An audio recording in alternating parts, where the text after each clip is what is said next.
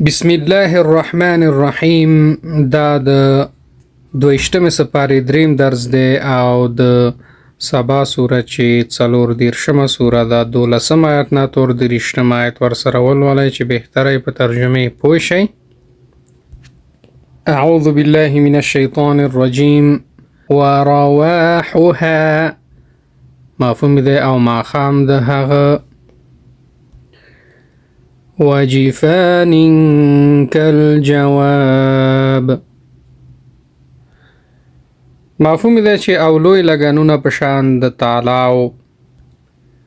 وقدور مفهوم دی چې او کټوي. سیل العرم مفهوم دی چې سیلاب د بند زورور. خمط واثل مفهوم دی چې بېمزو ترخو او غز. من صدر مفهوم دی چې له بیرې. اذا فزع مفهوم دی چې کله لرې کړای شي ډار. نو که غواړئ چې دا درسونه تاسو تعقیب کړئ په انټرنیټ کې او زده کړئ نو طریقه تاسو ته ښیم چې څه رقم کولی شئ چې غونډ درسونه تاسو د اول نه اخره پورې تعقیب کړئ. د ټولو نه مخکې باید اول یوټیوب خلاص کړئ، که موبایلي ټابلیټي یا کمپیوټري.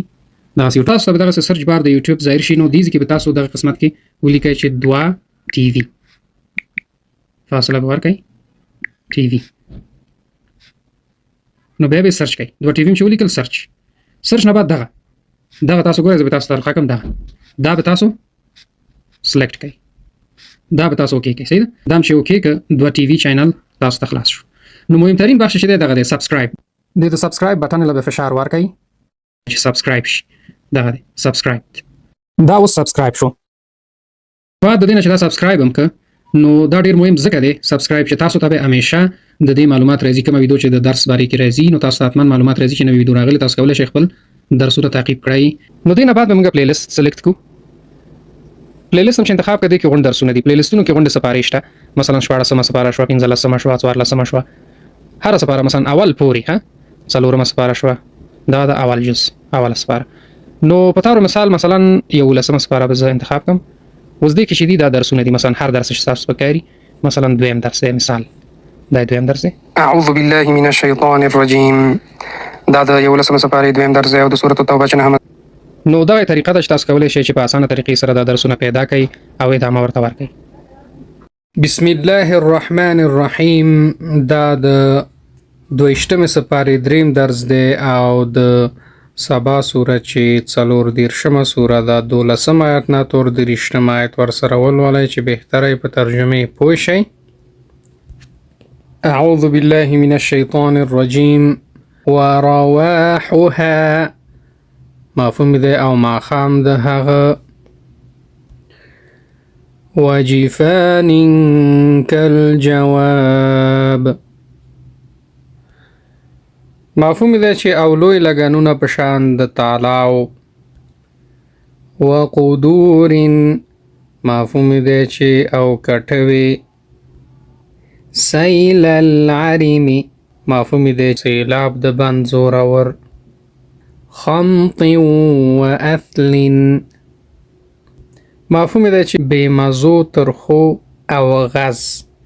من صدر مفهوم دی چې له بیرې. اذا فزع مفهوم دی چې کله لرې کړای شي ډار. نو که غواړئ چې دا درسونه تاسو تعقیب کړئ په انټرنیټ کې او زده کړئ نو طریقه تاسو ته ښیم چې څه رقم کولی شئ چې غونډ درسونه تاسو د اول نه اخره پورې تعقیب کړئ. د ټولو نه مخکې باید اول یوټیوب خلاص کړئ، که موبایلي ټابلیټي یا کمپیوټري. دغسې تاسو ته به دغسې سرچ بار د یوټیوب ظاهر شي، نو دې ځای کې به تاسو دغه قسمت کې ولیکئ چې 2 ټي وي، فاصله به ورکئ ټي وي، نو بیا به سرچ کړئ 2 ټي وي چې ولیکل سرچ نه بعد دغه تاسو ګورئ، زه به تاسو ته رقم دا به تاسو سلیکټ کړئ، دا به تاسو اوکې کړئ. صحیح ده، دا هم چې اوکې که 2 ټي وي چینل تاسو ته خلاص شو. نو مهمترین بخش چې دی دغه دی سبسکرایب. د سبسکرایب بټن له فشار ورکړئ چې سبسکرایب شي. دغه دی سبسکرایب. دا اوس سبسکرایب شو. بعد د دې نه چې دا سبسکرایب هم که نو دا ډیر مهم ځکه دی سبسکرایب چې تاسو ته به همیشه د دې معلومات راځي کوم ویډیو چې د درس باره کې راځي نو تاسو ته حتما معلومات راځي چې نوې ویډیو راغلی تاسو کولای شئ خپل درسونه تعقیب کړئ نو دې نه بعد به موږ پلی لیست سلیکټ کوو پلی لیست هم چې انتخاب کړئ کې غونډ درسونه دي پلی لیستونو کې غونډه سپارې شته مثلا 14مه سپاره شوه 15مه شوه 14مه شوه هر سپاره مثلا اول پوري ها 4مه سپاره شوه دا د اول جز اول سپاره نو په تاسو مثلا 11مه سپاره به زه انتخاب کوم اوس دې کې چې دي دا درسونه دي مثلا هر درس چې تاسو پکاري مثلا دویم درس دی مثال دا دویم درس دی اعوذ بالله من الشیطان الرجیم دا د 11مه سپارې دویم درس دی او د سورة التوبه چې 9 نو دا طریقه ده چې تاسو کولای شئ چې په اسانه طریقې سره دا درسونه پیدا کړئ او ادامه ورته ورکړئ